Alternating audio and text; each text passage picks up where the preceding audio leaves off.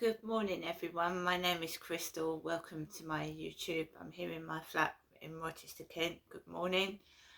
We've had another bit of a heat spell.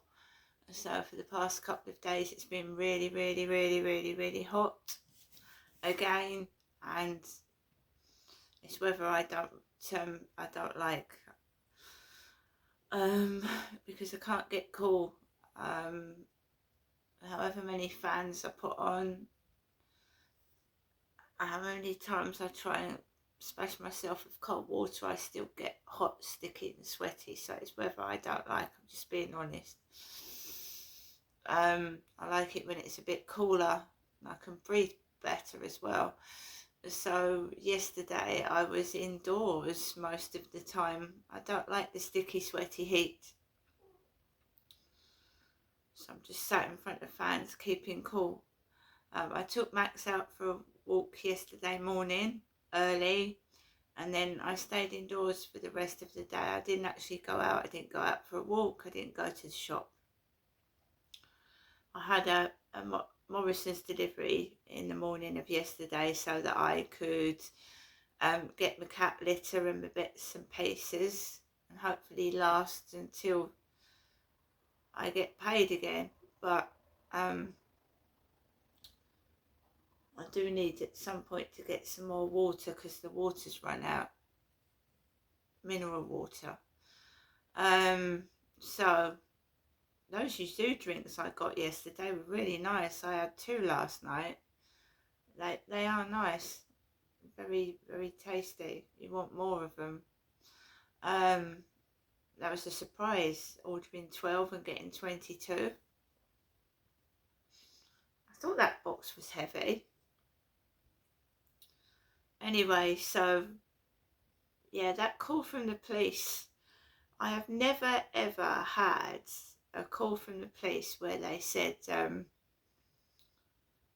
recording this call, is it all right? Well, it doesn't bother me anyway, because when I ring the bank, they record the phone call for training purposes. And other calls, when you call to companies, they, because people suffer abuse over the phone. That's what it's done for as well. So if someone starts swearing down the phone at somebody, you've got a record of it, right? So I record the phone conversations anyway. So if they turn around and say I said this and I said that, then I've got a record that I didn't. Do you know what I mean? That's another thing they do as well. They say you've said something when you haven't said it. So that's another reason why I taped the phone conversation from the so-called police yesterday, right? I've had very funny phone conversations in the past, and so as my dad, when he was alive, trying to call the fire brigade and things, not just strange people on the end of the phone. The call's not being taken seriously. You can hear laughter in the background.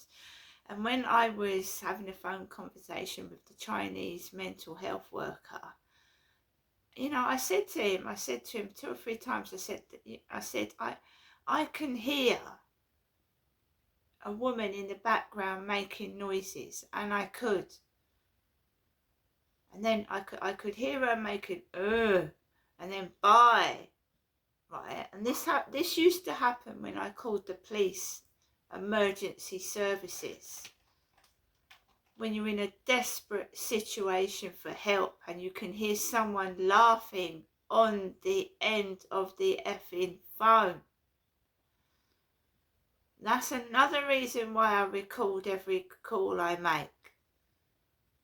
Laughing when you're in distress, and they said to me, oh sorry, sometimes people say things that are funny over the phone, we can't help that.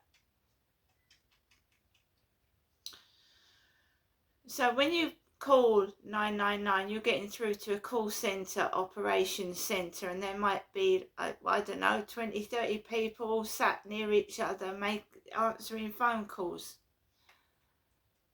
that Chinese chap said, "I'm very sorry. I couldn't book a private room, so I'm sat here."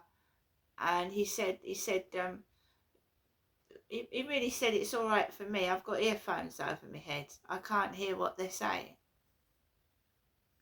That's what he said to me. And then when I went out that evening, there was a blonde girl with a bun in her hair with earphones over their head, you see. So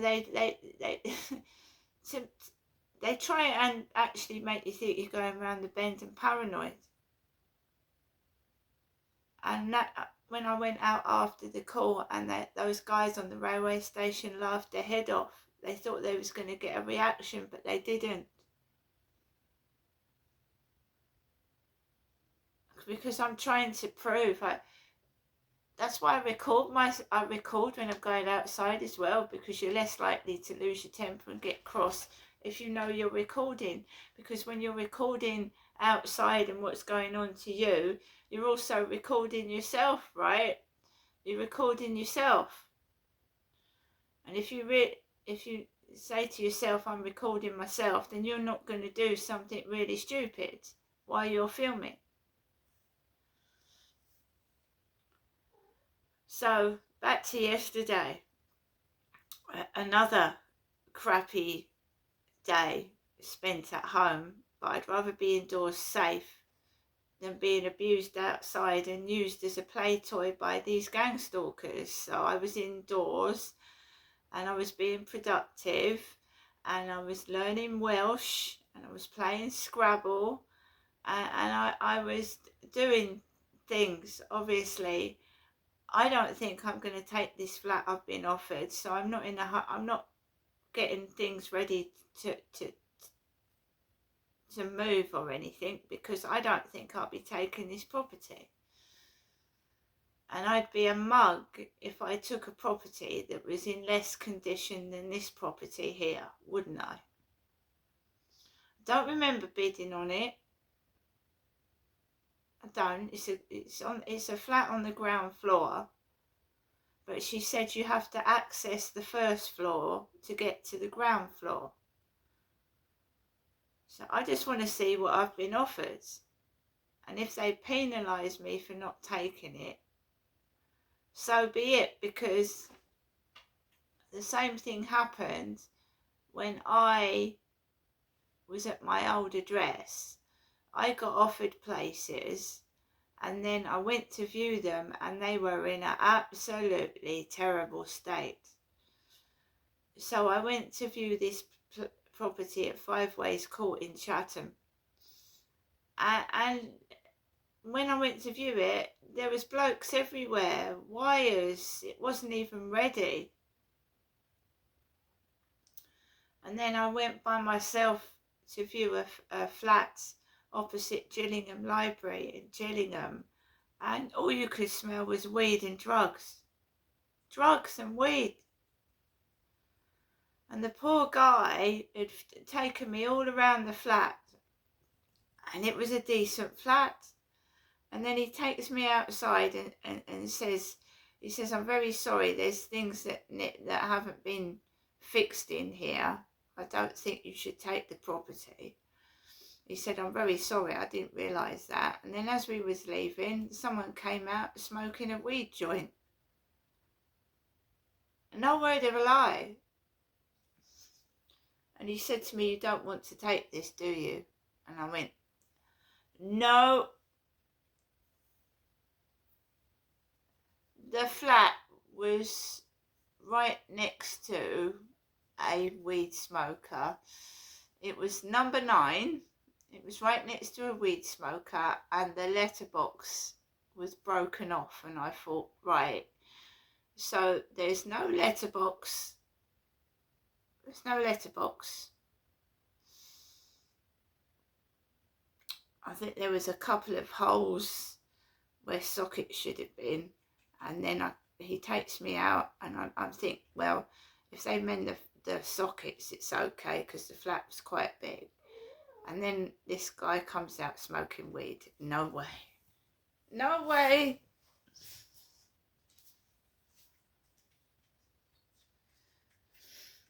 And these unbelievable things happen, guys, to me when I'm going to view properties, or when I'm going to meet someone, or I'm going out for a meal. These strange, weird things happen.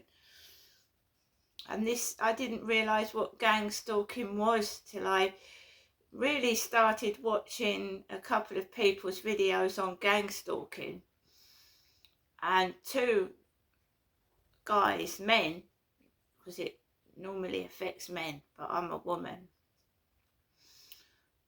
And when I watched the Narc survivor trying to do a video like myself, and you can hear his neighbours, noise, constant noise while he's trying to do his live streams, and you can see that he's got earphones in his head to block it out, in his ears. He's got earphones on.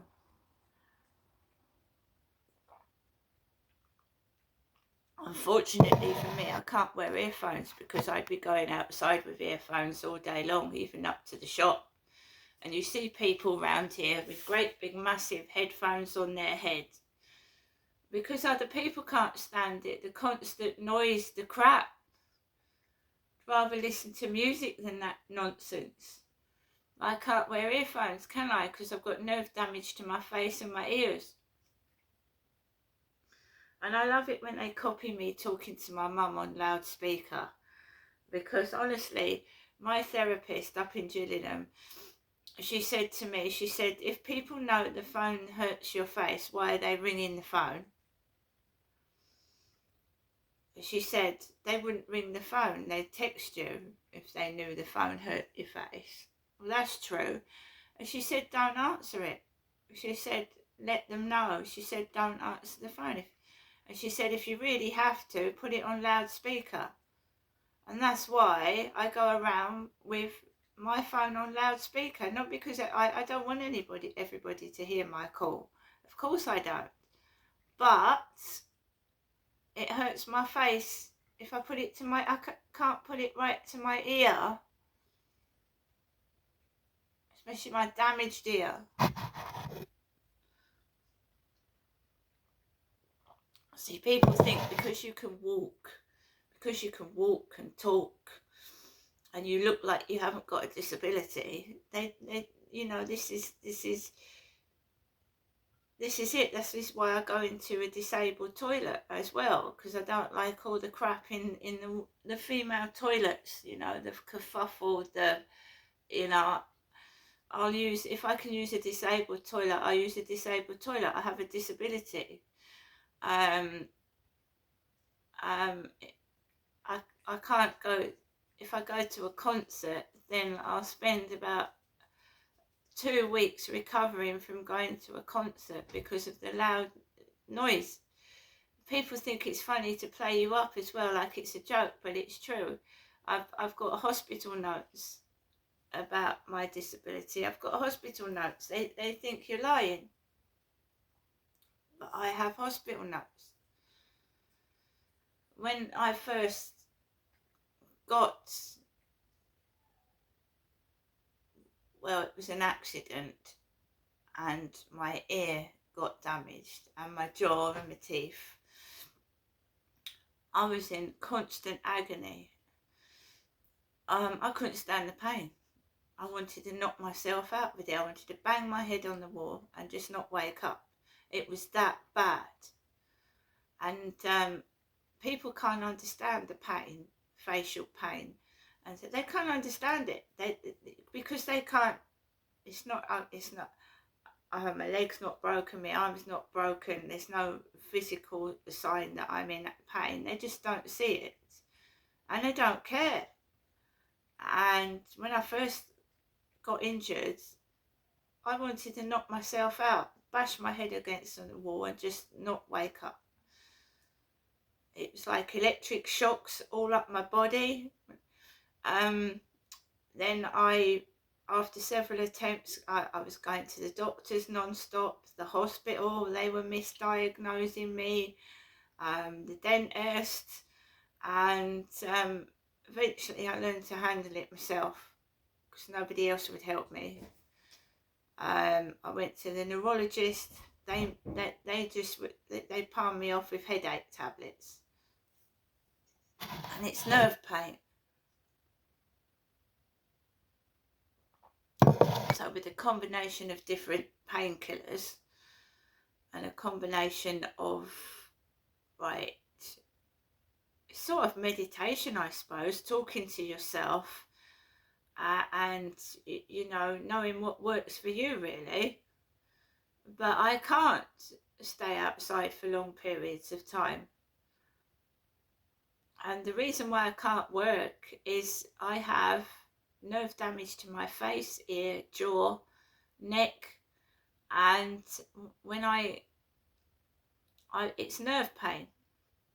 So really, really loud noises. That's why, you know, they laugh when they start drilling, and I've got builders outside my property and I walk past drilling. They think it's a joke, they think it's funny. It's not. It's not lies. I've got paperwork proving what I've got, and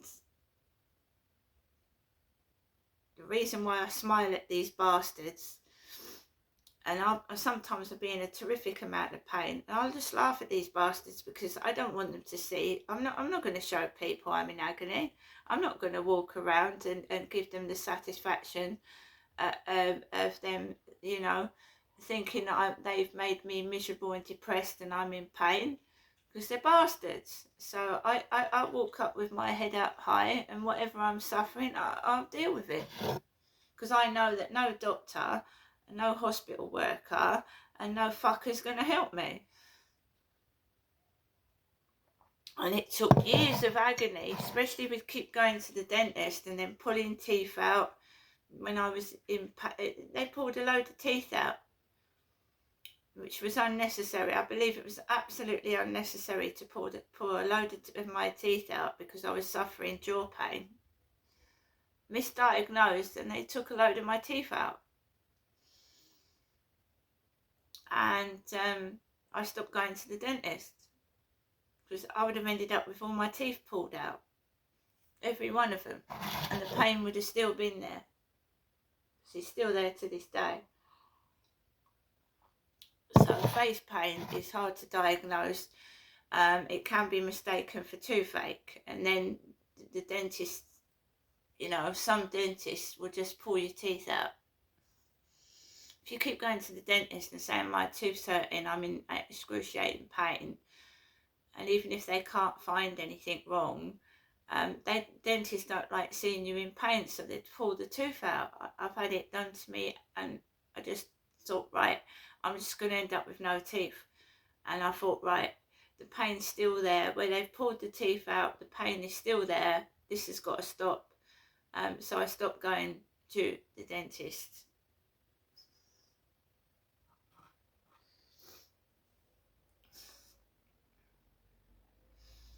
So if you've got tooth pain,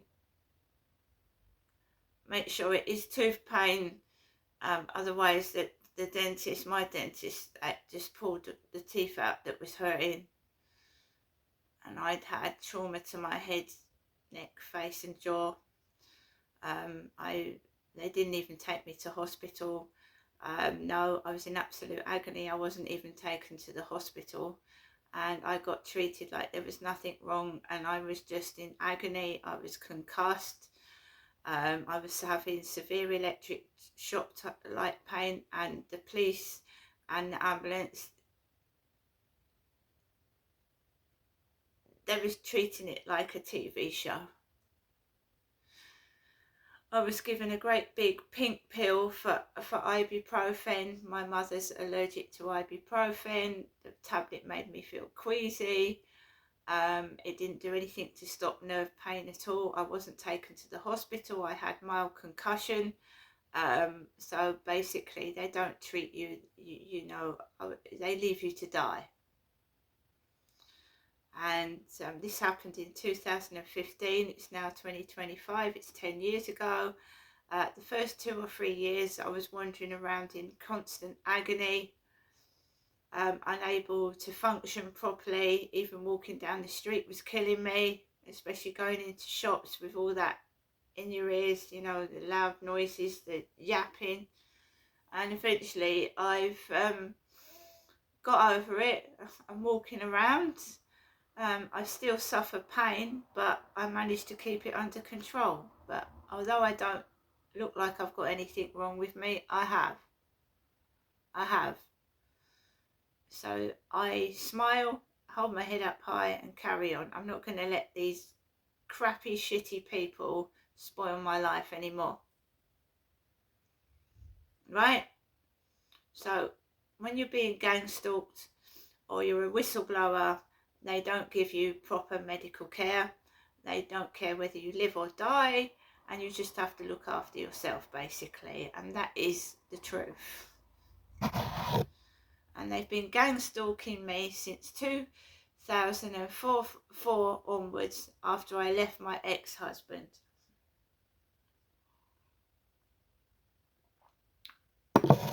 And I reported offences to the police. That's how long I've been gang stalked. You know, I think I've been gang stalked all my life, but it escalated to the point that they were following me everywhere, listening to my every move, sound, fart, piss, shit. Since I left my ex-husband and I reported things to the police. That is when it took off full force and full blast. And I nearly died more than once. Once in Gloucestershire, once up in London, they attempted to get rid of me. And then they start this business. Do you feel miserable, Crystal? Do you feel like you want to end your own life, Crystal? Do you feel like you self-harmed yourself? When was the last time you self-harmed yourself? I don't fucking self-harm myself. I don't fucking self-harm myself. And then they leave you with no help and support. And the police used to come into my home in Gloucestershire, and I was going through severe domestic violence. Crystal, do you feel... Well, it wasn't Crystal then. I was Janestra, as my mum calls me. Janestra, do you feel like, you know, is your life so miserable, Janestra, you want to end it? The police would call about between 12 and 4 in the morning when I had a young baby. I would say, no, I don't feel like killing myself. And they'd bugger off and leave me. Offer no support, the police. That's why I'm suing them on a no-win, no-fee basis. And the police called me up yesterday. Oh, we're recording this call. Good. So if you ring me up again, you can record it again and again and again and again and again. Keep doing it.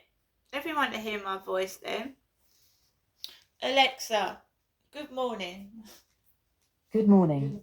On this day in 2017, the Antarctic Heritage Trust discovered a perfectly preserved 100-year-old fruitcake in a hut used by explorer Robert Falcon Scott. It apparently looked and smelled edible, but conservationists stopped short of taking a bite. Alexa, what's the time, please? Good morning, Crystal. The time is 8:10 a.m. Alexa, what's the date today? Today is Sunday, the 10th of August. Alexa, what's the weather outlook? Currently, in Rochester it's 14 degrees Celsius with clear skies and sun. Today, you can expect mostly sunny weather, with a high of 26 degrees and a low of 13 degrees. Alexa, can you tell me a joke? Why are ghosts bad liars? Because you can see right through them.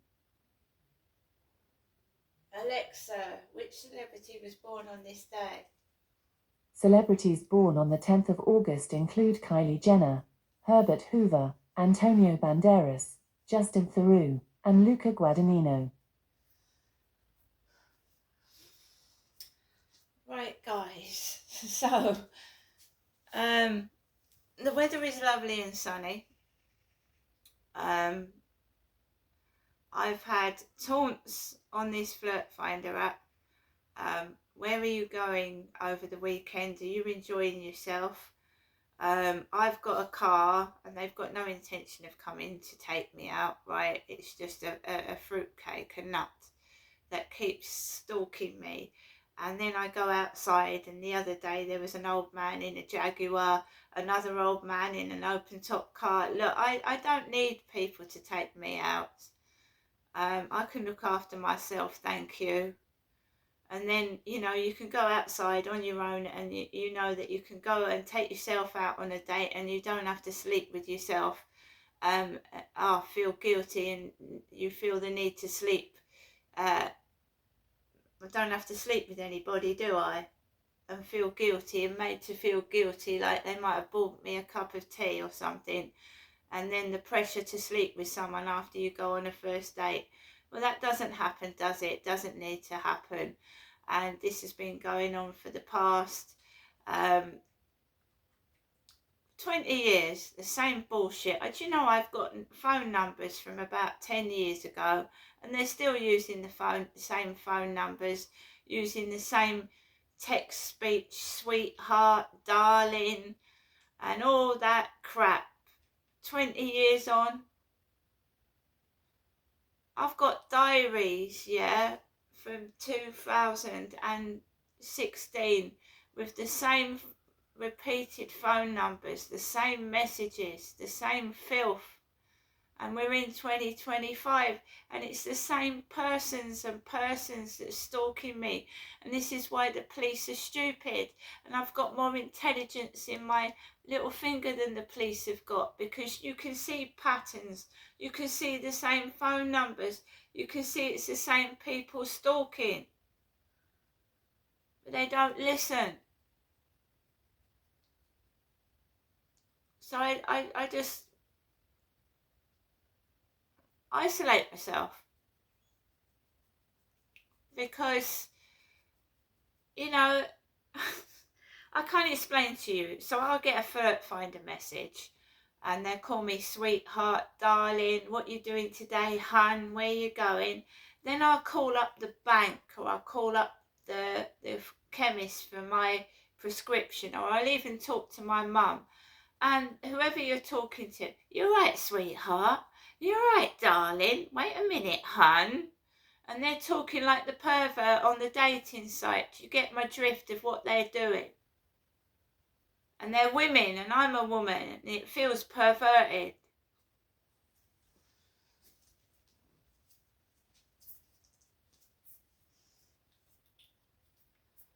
And I taking phone calls with the fake police, the fake coppers, yeah. And I thought, yeah, you laugh, mate, you laugh. This is going all over YouTube. I've reported a serious crime, and you start laughing. You start laughing. Please start laughing, and then I can prove to everybody I'm not telling lies. Because they actually laugh. They laugh. I was lying on the floor. I thought I was bleeding. This was 10 years ago. And you got people laughing on the end of the fucking phone. And no, they didn't do anything to help me. And I was concussed, and they didn't even take me to hospital. Concussed. Walking around not knowing who I was or where I was, and they left me. Right?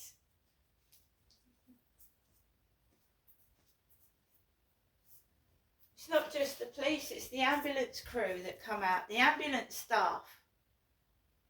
Right, treating me like a sack of shit.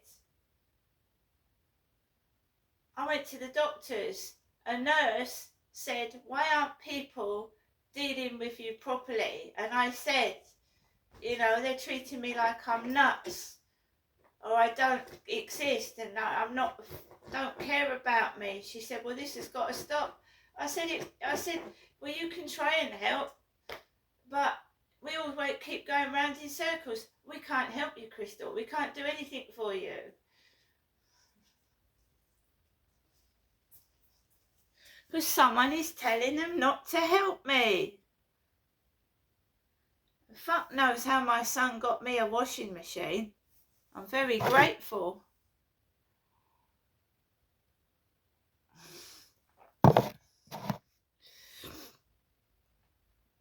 But I've got to be careful where I go and live next, I don't want to be in this is what happened to me in Gloucestershire. They put me in some remote remote location, and then I just disappear. Do you know what I mean? At least this place is busy. There's people about, and right, you know, if you was absolutely desperate, somebody would help. But if I get moved to somewhere in the outback, where you know what I mean, the real outback, where there's not many people about, and God knows what, and I go fucking missing or something, with these perverts on Flirt Finder.